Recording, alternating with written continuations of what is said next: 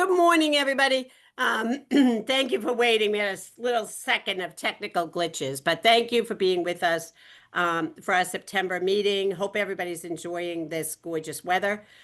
We have a really interesting program for you today. And I want to start by talking a little bit about, we hear and see a lot about what people say is going on with crime. And frankly, that's very different than what we see here in Massachusetts and particularly in Middlesex County. Over the past year, Middlesex has, as well as the state of Massachusetts, have continued an overall drop in serious crime. So, despite what you might see on the top of the news or read in the newspaper, particularly here in this county, robberies, assaults, car thefts have all become less common. And that's really due to a lot of collaboration. It's due to a lot of focus work by police departments, by local leaders, our neighborhood programs. And it really shows the value of collaboration and how you can have that positive change. What has changed, probably much for the worse, though, is that we are living in a time of real political tension. And that is affecting how people are acting in neighborhoods in public space. We are continuing to see those situations where public discourse is very hostile. It sometimes spills over into daily life. Just this week, we've seen a couple of really ugly situations on the street between strangers, hateful speech, acts of violence. And that addressing that takes the same kind of focused work that we have put into addressing those quality of life kind of crimes that we've driven down. And that's why we are always open in this office to conversations about prevention and cultural competence. And, there's no magic to fixing this. It's about bringing people with different perspectives together to broaden understanding and learn. As I always say, it's very hard to hate people that you actually know. It is very easy to hate them without knowing them and seeing the same struggles and life issues going on. I was coming to the office this morning and I come through several communities and I passed a number of schools where it was obviously the first day of school. And you see just people from everywhere gathered outside. Everybody's proud of their little student going off for the first time. Everybody's taking the same pictures. You can see the kids from wherever they are. Maybe it's their first day taking the car to school. Like we all share those kind of joys and worries, and it's important to keep focused on that. And, some of the particularly federal policies that have been announced of late in states in some parts of the country are responding to these things. In Massachusetts, we have worked to strengthen our hate crime laws to make sure that crimes that are motivated by bias, whether it's race, religion, gender identity, or sexual orientation, are being reported and counted accurately, that they're being taken seriously, and that they are being punished in an appropriate way. And that really leads us to the theme of today's meeting, which is addressing these issues and promoting civility, preventing hate, and try to work together to make our shared spacers safer and more welcoming for everyone. I talk all the time about the fact that where we obviously see these incidents happen everywhere, but we continue to see them concentrated in places that involve food, whether it's grocery stores or restaurants or ice cream stands, and in places that involve money, like the bank ATMs. There are an inordinate amount of hateful episodes that happen around the bank ATM. And I don't know, there's probably somebody much smarter than I am who could be thinking about what it is about food and money that may trigger some of these things, impatience, whatever it is. But those safe spaces, those shared spaces have to be safe. And our presenters today are going to talk about the power of those civil conversations, even if you disagree, the need for communities to be engaged, how partnerships between law enforcement, schools, and advocates make a difference. And next week, we will be having our annual gathering of police, fire, and school superintendents, along with law enforcement and our office, to start talking about how do we get a good start on the school year. But all the policies in the world aren't enough. We need to be supporting each other as neighbors and citizens. And that's why I am really grateful to be learning about these programs today. Shannon Watson is here from Majority in the Middle, and Nathan Stock is joining us from the Carter Center. And both, um, sadly, given what happened in the last week, have ties, strong ties to Minnesota, and our hearts are with the people of their state. You know, Minnesota is mourning not only the loss of those two beautiful kids at the Minneapolis school shooting last week, but also, and sadly, very close together, the violence against the state legislators, the two couples and their families earlier in the summer. And, you know, I was very struck, as most of you know, we had an incident yesterday where we had a man with a gun on the campus of UMass Lowell, and the lockdown and all of the response of that. And, you know, the tragedy, for instance, in Minneapolis is just beyond words in terms of the families of those children. But I'm just always really struck about what are we doing about the people we're raising who are there, who are traumatized. I was watching the news last night as they interviewed some freshmen at UMass Lowell. It's their first week in college, and they were talking about having spent 2 hours having to lie on the floor. And one young man who was a freshman who looked about 12 years old, talking about the fact that when the order was finally lifted, that they could come out of the building, because the building is Riverview, and it is appropriately glass, all on one side to face the river, and that is where the person had been seen. And so the kids couldn't come out of the building because they didn't know where he was out there, and they couldn't stay in a place where they could have been hit by something that came through the window, so they had to lie on the floor. And when he came out, him telling the reporter that as he came through the door, he realized he wasn't going to die that day. And I just, you know, as a mother, as somebody who's been doing this for a long time, we have to know that is not good for kids. To have your first week of college start that way, to have spent 120 minutes that I'm sure felt like 100 hours lying on that floor wondering what was going to happen to you. So these really senseless kind of things, I mean, we were fortunate yesterday, no one got hurt. But they really are and should be to us as the grown-ups in the room, a powerful reminder of the need to unite against any kind of violence. And Shannon is going to lead a discussion about really bridging those political divides and building a respectful dialogue. Her organization is all about that, bringing people together over their differences and helping them find common ground. She is actually, I didn't give her actual title. She is the founder and executive director of Majority in the Middle.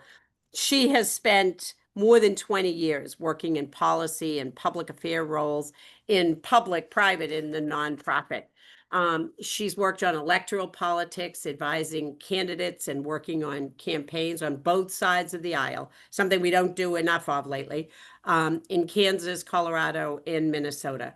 She frequently authors op-ed pieces, speaks presenting on topics such as why we're divided and what you can be doing about it, and how to make your advocacy bipartisan and why you should.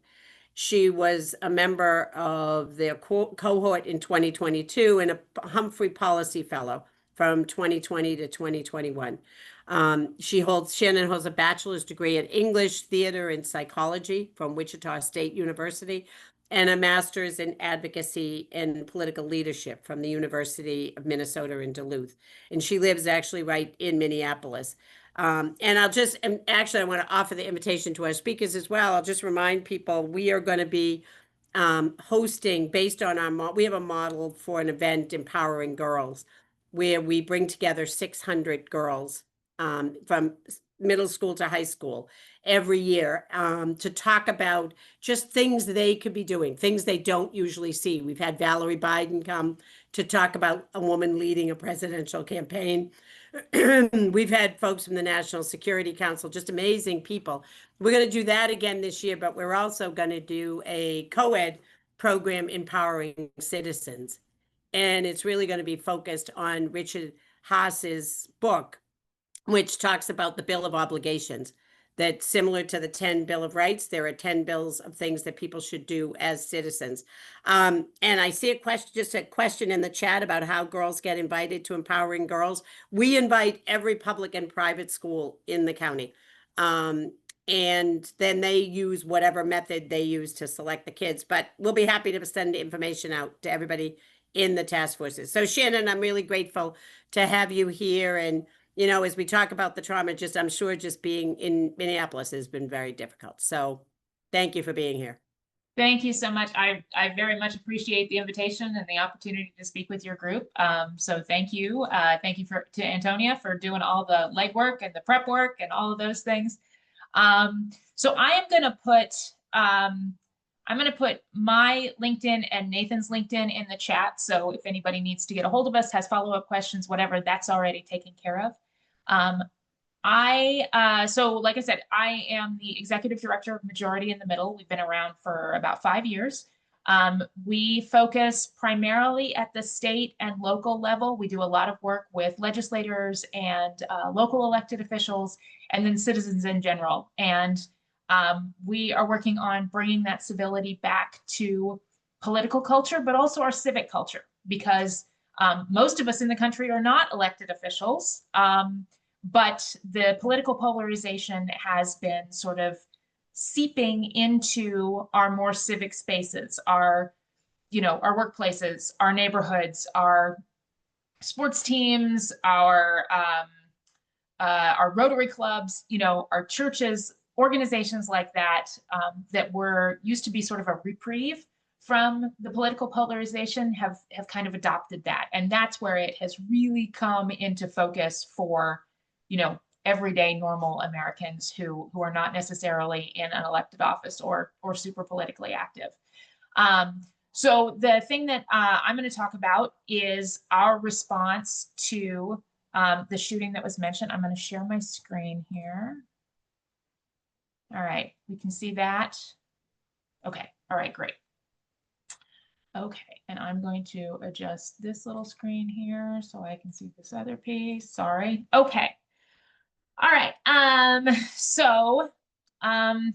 As was mentioned in June, some of our Minnesota legislators and friends of mine, frankly, had violence cast upon them.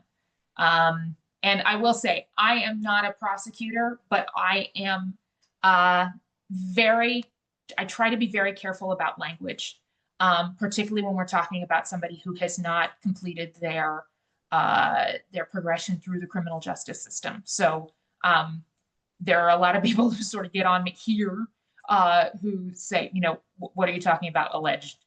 We've got him on film. We've got his, confession in his writings and all of those things. I will still say alleged because he has not been convicted, but the alleged perpetrator killed Speaker Emerita Melissa Hortman and her husband in their home, wounded their dog to the point that he had to be euthanized. And then Senator John Hoffman and his wife, Yvette, somehow miraculously survived. She had 8 gunshots. He had 9. Hope, their daughter, was with them. They shoved her aside and managed to keep her from getting shot. But she was the one who called 911 and alerted the authorities that something was going on, and her dad was the state senator, and all of these things sort of spiraled. The perpetrator had in his vehicle a list of legislators and other community members. He had visited at least 2 other homes that we know of legislators, actually knocked on somebody's door and she wasn't there, was on the street, and another sort of patrol officer kind of chased him off accidentally. And he was captured after about 2 days, about 48 hours. During those 2 days, our entire legislature, which is pretty big, we got 201 legislators total. Nobody knew where this guy was. Nobody knew if they would be next. Our law enforcement here in Minnesota did a fantastic job keeping in contact with people. Some legislators left their homes. Some had squad cars parked, right outside or in their driveways. But it was it was a significant amount of fear for about 2 days. People didn't know where this guy was and if they were going to be next. So it was trauma for, these people and their families, but it was also the trauma for, the other 199 legislators and their families. And so that sort of weighs extra heavy on what we're doing. So in the aftermath, the Sophie and Colin Hortman, who are the children of Mark and Melissa Hortman, they put out a statement, and one piece of it was that the best way to honor our parents' memory is to do something big or small to make our community just a little better for someone else. And then our US Senator Amy Klobuchar was on Almanac, which is a public affairs program on our PBS station here that's very popular. If you ever wonder how nerdy Minnesotans are, this is one of the highest rated shows in the state. It runs on Fridays at 7 p.m. and it's still very highly rated. So anyways, Senator Klobuchar was on the show. I was also on the show that day. But the senator said, courage is not just standing by yourself. Courage is whether you're willing to stand next to someone you don't always agree with for the betterment of this country. That's what we need to see more of. And I very much appreciate her saying that. This was not out of character for her.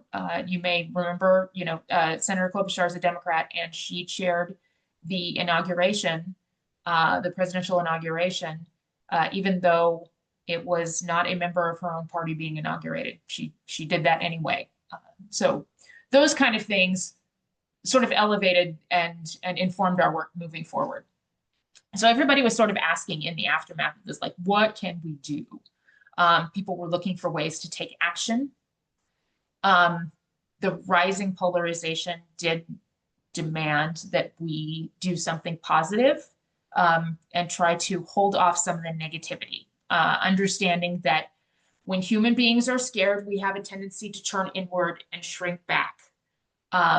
So the things that we were talking about doing, giving some people something to do, may seem small, may seem sometimes like not huge, like not super impactful, but small actions can strengthen civic trust. And that was one of the things that we were going for. The other piece of it was we did have a funder who sort of specializes in rapid response and putting money where it needs to go very quickly. And so that was awesome. So our original idea was to have one big, very public, visible, like anti-violence rally, like at the Capitol. We had significant challenges to that. The first one was just the timing. The assassinations happened on June 17th. The funerals weren't until June 28th. Yvette and John were still in the hospital at this time. And so there was only so much that we could do while being respectful for people who were grieving and who were still hurting.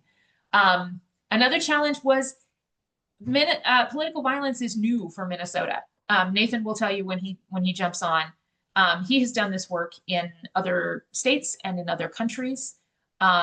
This is not something that Minnesota has done. So we don't really have sort of an organized anti-political violence group in Minnesota. We have some formal and informal networks. So we have lots of nonprofits that have sort of adjacent work, but then also their own audiences and their own boards and stuff. There's no sort of hierarchy to speak of at this time.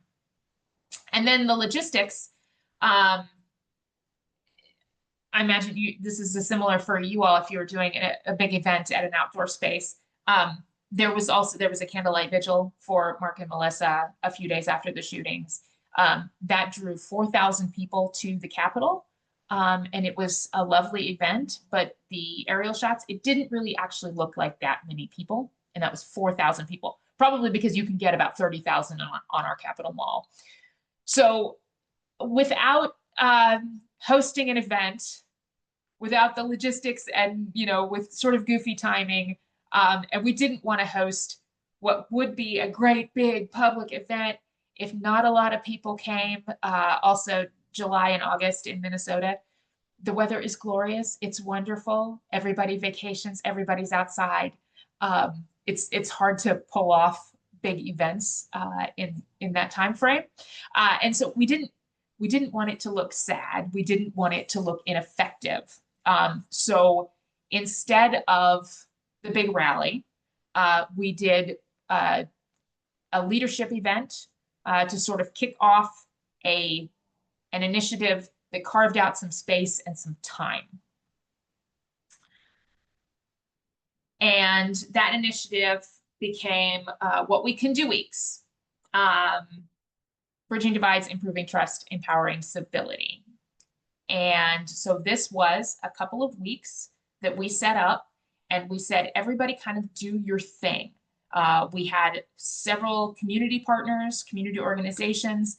Some people were interested in hosting sort of their own events. Some of them were interested in repurposing current or ongoing work. Some of them were fine just, endorsing the thing.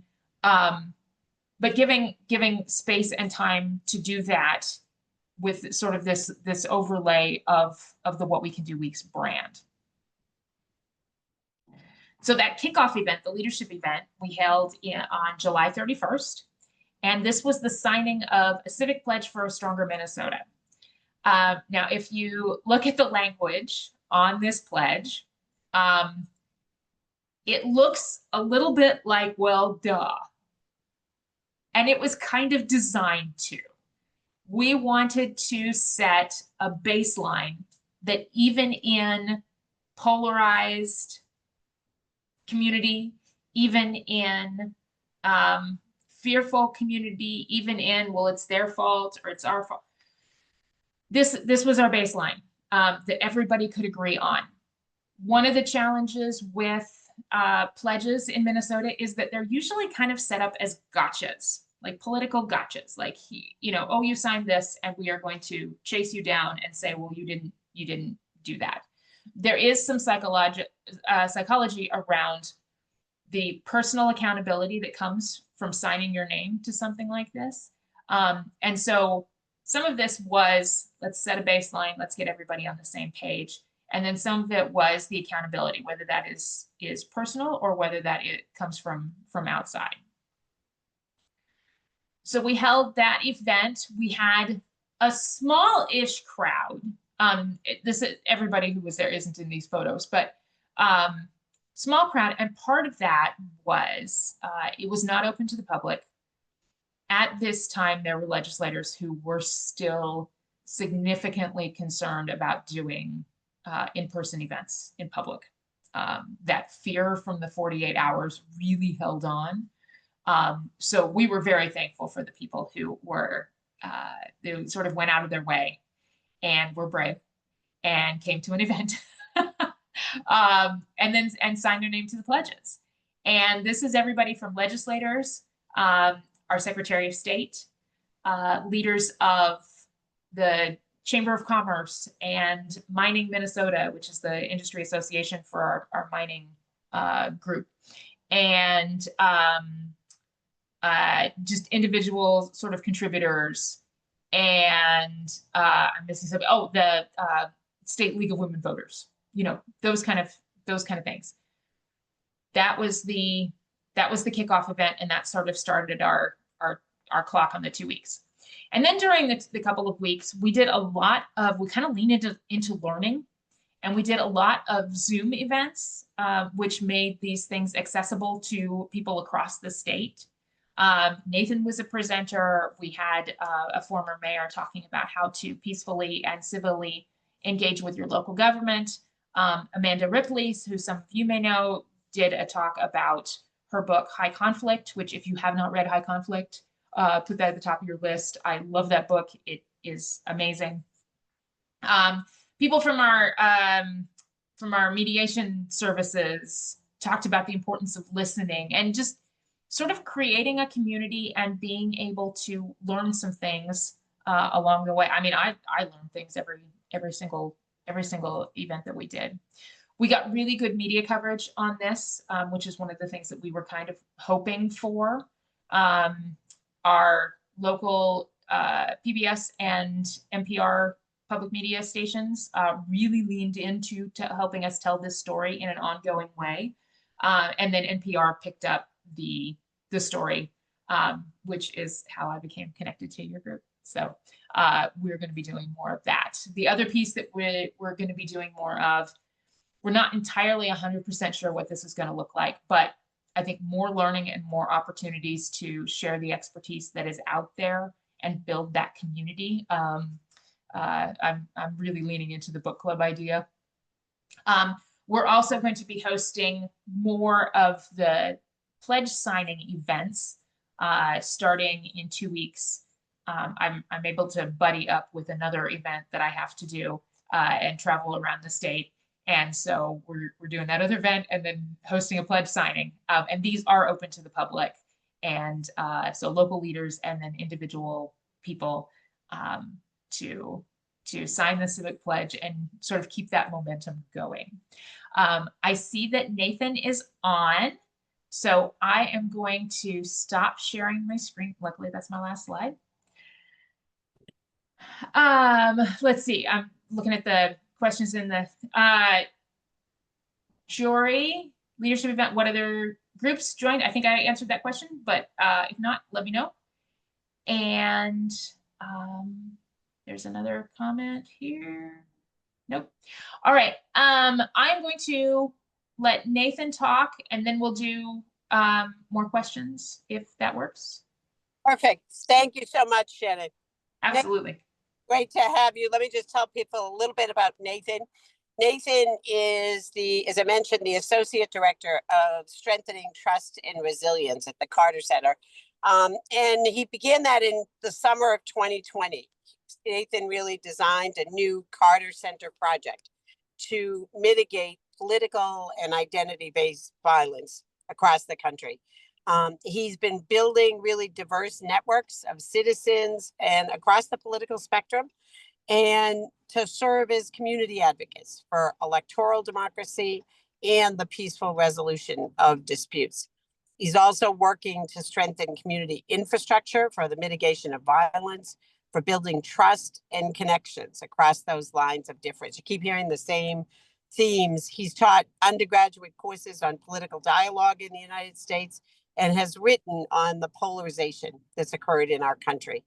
In addition to the work on conflict here, he is a non-resident scholar with the Middle East Institute and has 15 years of experience working to reduce violence and strengthen democracy abroad, including nearly a decade working with the Carter Center on the Middle East conflict. He's written extensively on the Israeli-Palestinian conflict and has lived and worked in Afghanistan, Gaza, and China. So knows those places firsthand and the struggles that have gone on there. He holds a master's in international peace and conflict resolution from American University and a bachelor's degree in international relations from Colgate. So Nathan, thanks so much for being with us.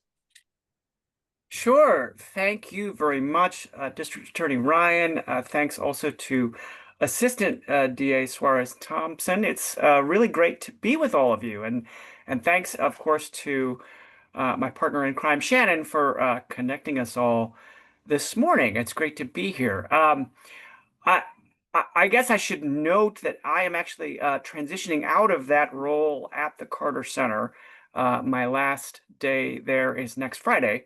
That work will absolutely be continuing across multiple U.S. states, but I will be with a new organization focused initially on developing this civic capacity to counter political violence, in particular in Minnesota. So looking forward to the work that's in front of me and our communities here. So I just wanted to give a brief overview to some of the tools and methodologies that are out there for organizing civic groups to counter political violence. And I want to start by underscoring what I see as the great contrast of our modern era in the United States, in that as much as Americans are polarized, we have a crisis of affective polarization where partisans on both sides increasingly have a tendency to, even dehumanize their partisan opponents. As much as that is all true, and that is to some extent contributing to the political violence we've seen, at the same time, Americans across the political spectrum keep telling pollsters that we agree on a wide range of shared values. So I would like to share my screen and just highlight briefly what some of those values are. Can everybody see this? Okay, so all I'm doing here is quoting survey data from some pollsters where they've been asking us and our fellow Americans about our values, things we agree on. And what is noteworthy here is that, for example, 85% of Americans consistently oppose political violence. You will see this across surveys, including in surveys that I commissioned when working for the Carter Center. There is also professed agreement on basic values that are critical to our national identity, including the idea that we have equal protection under the law, that the right to vote, freedom of speech are important. We have, amongst Republicans and Democrats, shared pride in being American while being able to acknowledge that our country has some flaws. There's even, this is data from the Reagan Institute out in California from a survey they commissioned a few months back about, for example, 72% of Americans desire to be part of the solution to restoring civility. 83% expect government leaders to find common ground across political lines. So why am I sharing this? This fact, and I think this is true. I don't think this is a polling era. I see this agreement. In the work I've been doing with the Carter Center over the last 5 years, we've used a deliberately cross-partisan organizing model. I've hired Republicans and Democrats across multiple states, many of them former elected officials working in swing states in pretty polarized contexts, to promote small d democratic values, to organize, to counter political violence. I have seen in my work over and over again over the last 5 years in the United States that there are coalitions across the political divide that care about these things, that want to work together to make our communities safer. That said, I think the reason we're all here, at the risk of stating the obvious, is that threats against public officials, harassment, forms of direct political violence, if you look at the data over the last 25 years, if you look at sort of the 21st century trend lines, the data is not great, right? Political violence has been rising in the United States, in particular since 2016. The reason I'm sharing this data on values is that this is a basis that we can all build from. When we talk about these phenomena, when we build coalitions to counter them, it's important to center ourselves in the fact that most Americans don't want this. Most Americans don't want this, right? If you think about the tragic murders that racked Shannon and my state in June, I mean, this data strongly suggests that this is not something that the vast majority of people in Minnesota want. And the response in the aftermath of the June murders, I think, makes that very clear. We saw wall-to-wall condemnation, at least locally, of what happened. So keep this in mind when you are thinking about how communities can respond to incidents of this nature.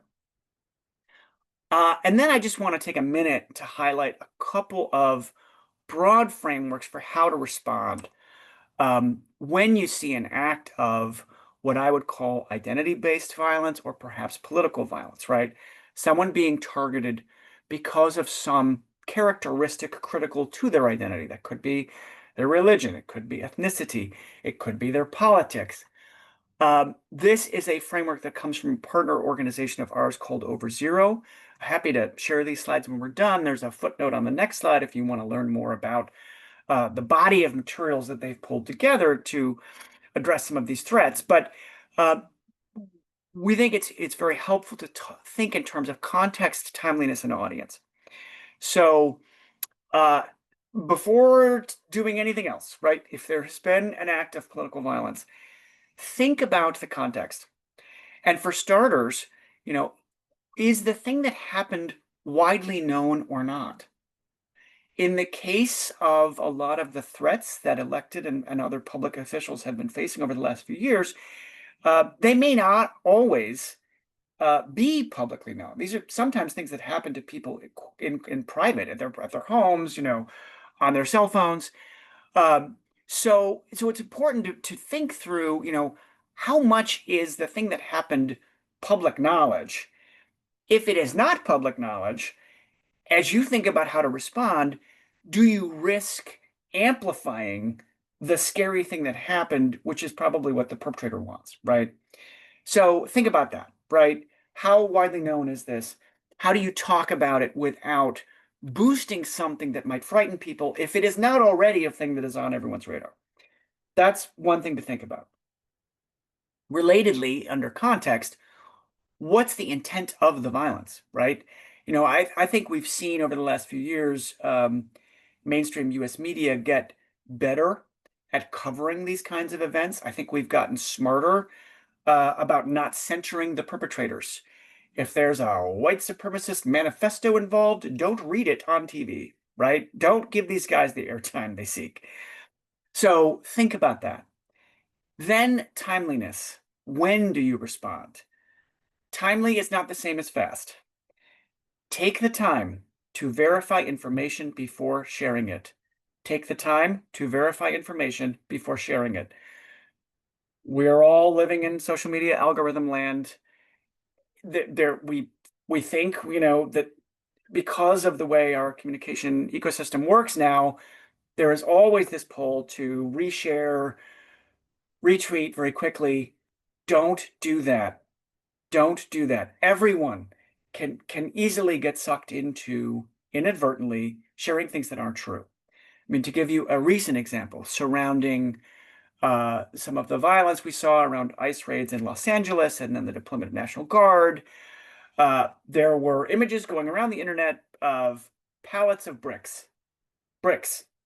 And along with the picture of the pallets of bricks, there was social media content suggesting, oh, protesters are stockpiling bricks, which they're about to throw through windows.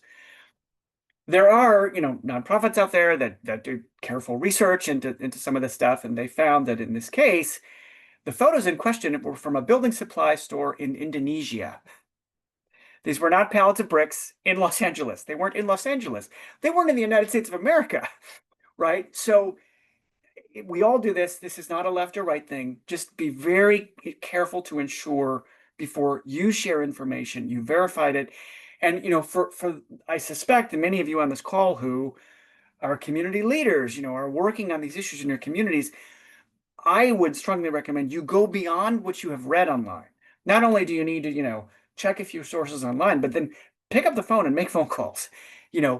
Try to get to the victims. If law enforcement is involved, well, call the county sheriff.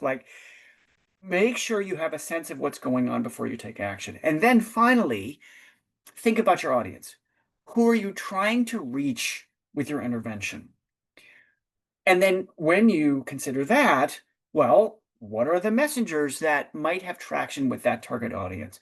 What are the communication channels that are appropriate for reaching that audience? And then sort of the penultimate thing I want to share here is again, from this partner organization Over Zero. There's a footnote here if you want to learn more. We find this 3 A's framework very helpful. Appeal, affirm, act. Appeal means gather the broadest possible audience by appealing to shared identities and values. So, in our community, we're all parents. We all want our children to get a good education and to be safe in school, right? This is a framing. if there had been incidents with Proud Boys showing up at your school board meetings intimidating people, right? How do you set a frame that shows a much bigger we, that draws a big circle that says, no, no, no, no, no.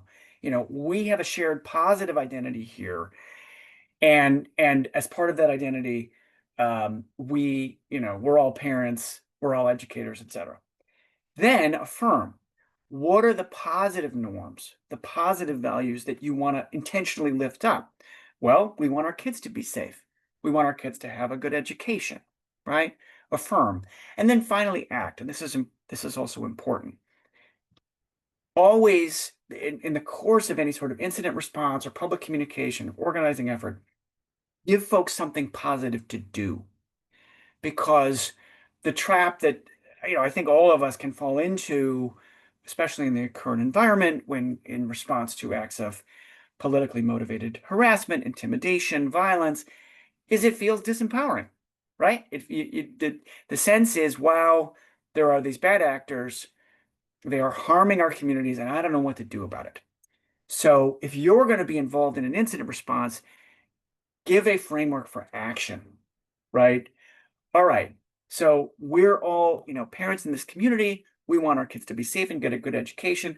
Let's roll up our sleeves, come to, next week's school board meeting or next week's PTA meeting, and, focus on these basics and develop a plan of action and, work with, as appropriate local law enforcement, right? Give folks something to do to push back against the sense of powerlessness that I think this small minority is often trying to stoke. And the last thing I just want to highlight here very briefly. So again, I recommend Overzero. It's been great working with them for many years. Their resources are a huge help. Also, HOPE, Harnessing Our Power to End Political Violence at endpoliticalviolence.org. I played a role in helping to develop this curriculum. This is a more activist-y, kind of forward-leaning framework for organizing community groups to directly counter acts of politically motivated intimidation and violence in ways that can, if done correctly, backfire on the bad actors who are perpetrating these acts. So again, we don't have time to dig into all this now, but for those of you who think this might be up your alley, definitely check out endpoliticalviolence.org. There's a 100-page guide there drafted by a guy named Hardy Merriman that is also a really handy, annotated bibliography really for thinking about these trends and also response strategies. But let me pause there. We have one Nathan, it looks question like there in were, the chat. sorry. Okay, go ahead, Shannon. Go ahead. I was gonna say, looks like there's a question from Christina in the chat. Yeah, so Christina, this is a great question, and there's not a black and white answer to it, but you're asking the right question. The way I try to think about this is how widespread is the knowledge of the bad thing that happened? And this could apply to an incident of hate-fueled violence. This could be around election misinformation. How many people have heard about the lie that, these Sharpie pens were used to rig the ballots of Republicans in Phoenix, Arizona? Same idea. So I don't have an easy answer, but I think the way to approach it is there is a tipping point where this word has gotten out. It's been maybe it's been picked up by mainstream media, or even if it has not gotten to the mainstream media, if you happen to be in communities where you see, all right, Facebook groups in our town, or other social platforms that a lot of people are on, they're all talking about this. If you get to that sense of group engagement, there's a group that's concerned about this thing, then I think you're in a place where, okay, people are already frightened about it. And I do think it's worth leaning in, using this 3A framework, giving folks some kind of coordinated response because people are already scared.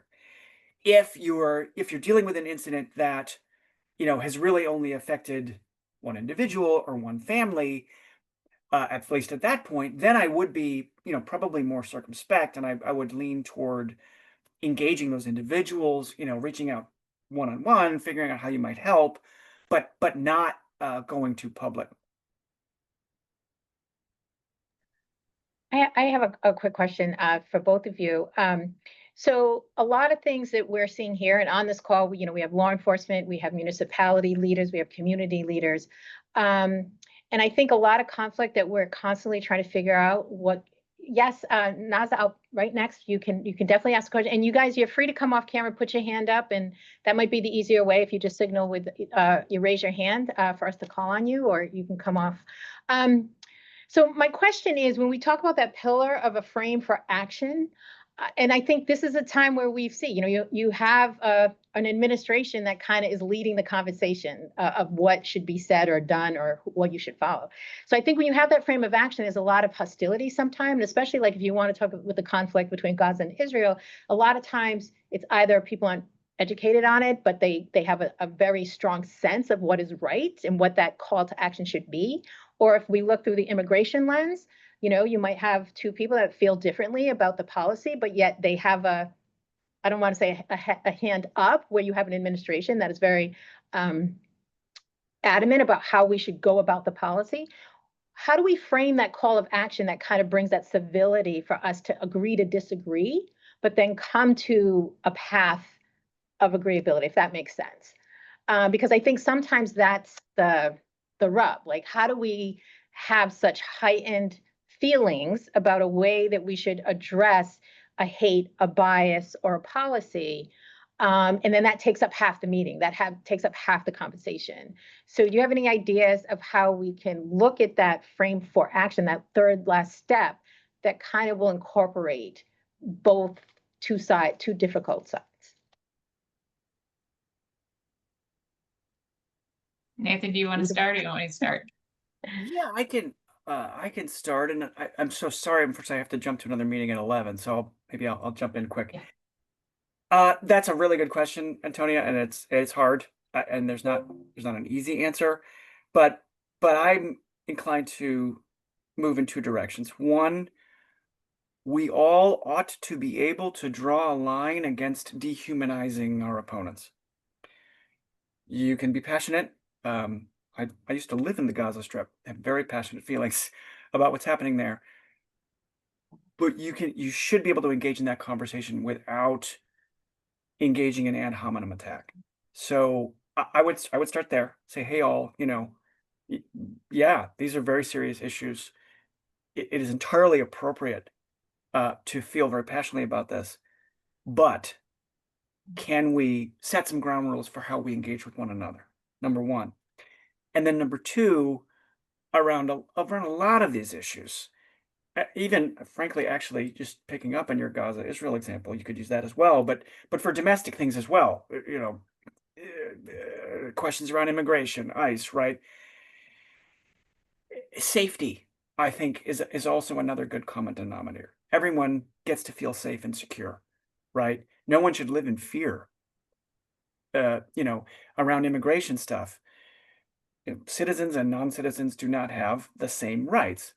However, non-citizens also are afforded at least some degree of due process. And, as some conservative Christians I work with would say, we're all children in the eyes of God, right? Everyone deserves certain dignity. Those kinds of framings, and it does involve, boiling it down to a lowest common denominator, but in my experience, those kind of framings are as close to universal as you're going to get. So because Nathan's got a time crunch and I don't, I'm wondering if we could go to Naz's question and then I can come back and answer yours, Antonia. Absolutely. Okay. Naza, do you want to come off, or do you? No, I am on. Okay, thank you for giving me a chance. My name is Nazda Alam, and I'm a president of Nazda Alam Foundation for Muslim Women Civic Engagement and Leadership Program. And Marian Ryan knows me very personally. She attends every year at my women potluck lunch we've been doing last 23 years. And I started with this with the Women Pool Party. Then it became Democratic Women Lunch.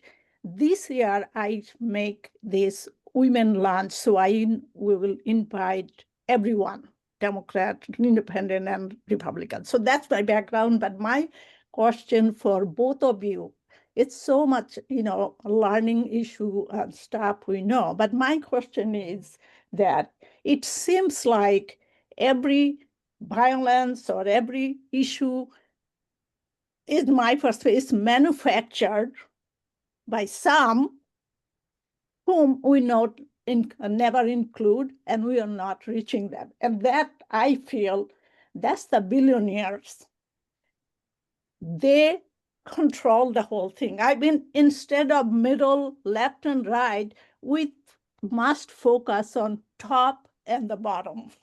That's my point, that how do we go that point, the bottom of the society and top of the society, because top of the society are manufacturing all issues between me, my neighbor, my school teachers, and political party. So that is both of you. I have a question, how do we come that? And then my second comment is, always when we do this kind of event or discussion or one, it's always we see the well-educated professionals, but where are those people who are really the victims and who are the people who was doing this crime? You know what I mean? So I wanted to see that how we can reach those people, give them message, not only me. You know what I mean? Thank you so much. And it's not a devil's advocate. I'm just pointing out this is the situation in the country right now. Democrat, Republican, Independent. Nobody is seeing the top and the bottom part of the society. Thank you so much, Ms. Alam. I'm going to try to address the first part of your question. Unfortunately, I have a hard stop at 11. You're making a really good point. There's not an easy answer to it. I think part of what you're describing is this phenomenon of media consolidation, especially social media consolidation, right? We have just a handful of people that control very powerful platforms. There's not an easy answer, but where I go is that this is about building local coalitions and reminding the billionaires of the values that the vast majority of us still share. I have little kids. They play soccer, and I'm always struck at the end of my 8-year-old daughter's soccer games that regular people, parents and kids, you know what they do? They all do the high five thing. They line up and they high five whether they won or lost. Nobody argues with the ref. No one lies about whether or not their daughter's soccer team won or lost, right? At the community level, I think the vast majority of us still share some very positive values, and it's hard, but the only task in front of us is to keep lifting that up, right? Is to organize our voices so that we incentivize elites, whether they're media barons or politicians, to engage in the better behavior that Americans keep saying they want. That's as far as I can figure it out. But it's been lovely to meet you all, and I'm so sorry I'm cutting out early. No worries. Thank you so much, Nathan. Thanks. Yeah.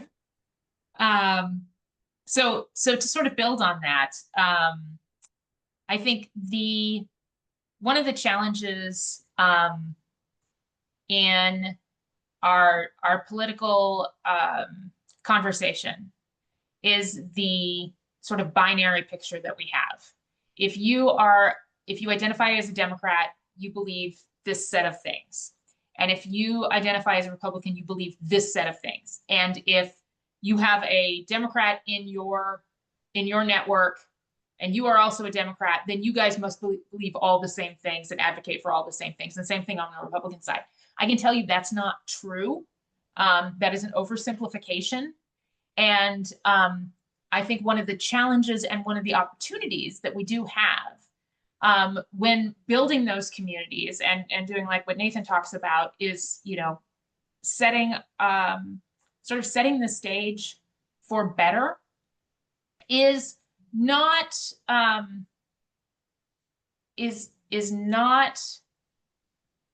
giving credit or blame to your next door neighbor who happens to share the same political affiliation as a member of Congress. If a member of Congress says something at a press conference that you don't like, don't blame your neighbor for that, because that wasn't for them. It was for the attention. And so I think anytime that we say, well, all people of this particular class or affiliation or whatever, that doesn't give people the opportunity to do better when some of their cohort is doing worse, you know? So I think in the sort of action steps to dealing with some of this division is building those bonds, and particularly building the bonds of people who are not necessarily in your same group, because that does two things. Number one, it allows people to understand that there are differences. There's a lot of diversity of thought, particularly in political parties. It doesn't always show up on the news, but it's there.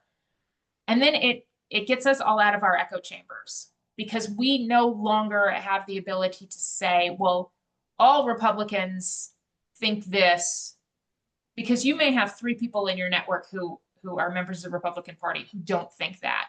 But you wouldn't know that without having a conversation with them, and vice versa for Democrats. And, you know, women or school teachers or truck drivers or anybody who is, you know, Rotarians or Catholics or whatever, like, as we mix up our groups. And so some of the action can be reaching out to people who are different, or reaching out to people who may be affected. So if you have, you know, going back to the immigration situation, if you have somebody in your life who is undocumented, reaching out to them, just saying hello, or, you know, giving food or whatever, even if it's just in the context of a normal day, just reminding them that you are part of their network, and that you support them and value them and all those things, that can do a lot to keep people from feeling isolated. And so that's the thing. I do a lot of work with elected officials, primarily on the state and local level. And the thing that really moves elected officials is their constituents. And so the more the constituents can elevate the, like Nathan's talking points, and the 83% of us, like, we want people to do this. The more we can do that, the better that those people who are quote unquote at the top will listen and will react to that. Because a lot of people who are quote unquote leaders in these spaces are kind of conventional wisdom followers more than they are leaders, if that makes sense. I just wanted to piggyback a little bit of our political focus on, like, Muslim issue, undocumented immigrant, and LGBTQ. What the research say, Muslim population is only 1% of the total population. Undocumented immigrant is 1% of the population. And the LGBTQ is only 1% of the population. So we are focusing on the wrong percentage.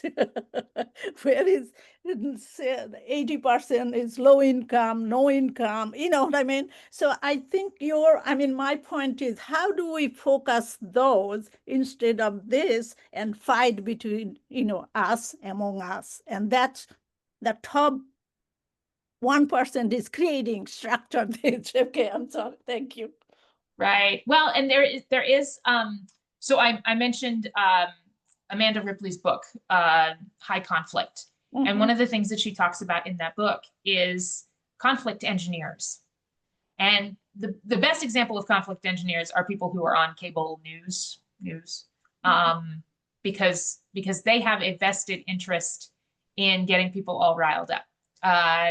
People who work for political campaigns and for, you know, the organizations that are sort of designed to divide us as means to an end, they have a very vested interest in you being afraid or angry of another group, because happy people are really hard to motivate to do stuff, to give to political campaigns, to vote, to, you know, write your congressman, whatever.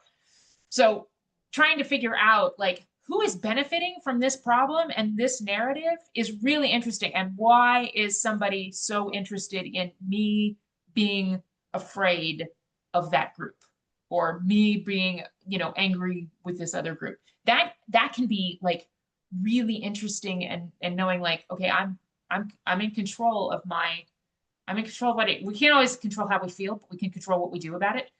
And so like, if I am experiencing fear or anger towards somebody else, why am I experiencing that? Where is that coming from? And is there a conflict entrepreneur or engineer who is trying to use that for their benefit? That also, like, that'll make you angry Thank you. at the conflict engineers. It will be ongoing. Yes. Thank you for the question. Any other questions? And if you, Shannon, could share that book list, because I Yes. tried to take a screenshot, but eventually I will send it out to everyone, including the recording of the meeting and the PowerPoint presentations. But are there any other questions? Okay. Perfect.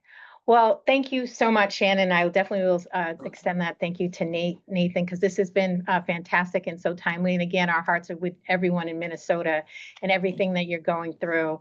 You're definitely in our prayers and thoughts. And our next meeting will be on October 9th. And if anyone has any events or things that you want to share with the group, just email me and I will definitely get it out to everyone. But our next meeting is on October 9th. And again, thank you so much, and just see everybody next month. Thank you. Thank you.